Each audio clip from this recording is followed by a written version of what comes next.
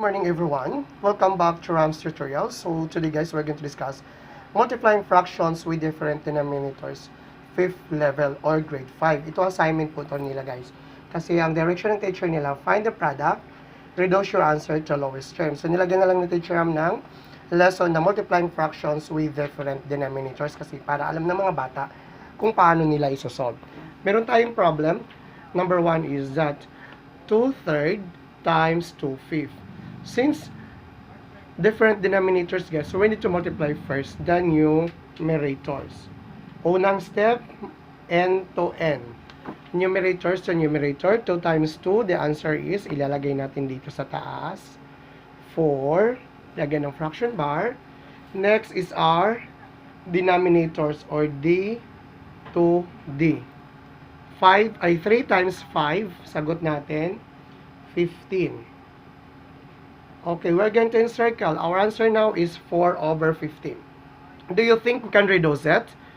We need to find what we call the exact factor. Since 4/15 is proper fractions because 4 is less than 15, so if we choose 2 here, pwede kay 4, but hindi pwede kay 15.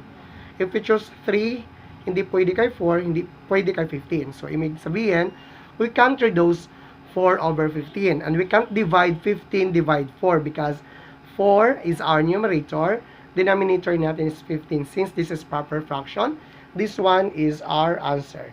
Check. Number 1, 2/3 times 2/5, the answer is 4/15. Now next, proceed to the next number. Pwede ko na inano guys kung ano po talaga tong number na to, pero sa grade 5 to na assignment nila, nilagyan lang ng teacher ng 5.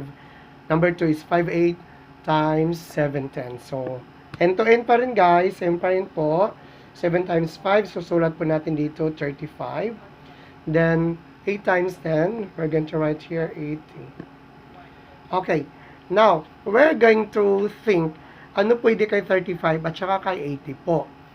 If we choose 7, pwede din kay 35.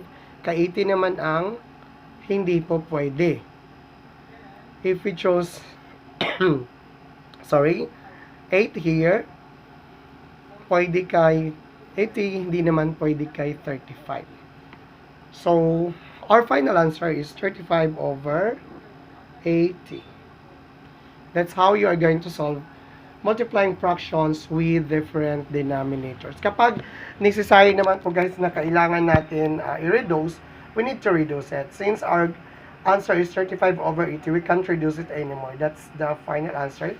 35/80, and one we discussed is 2/3 times 2/5. The final answer is 4/15.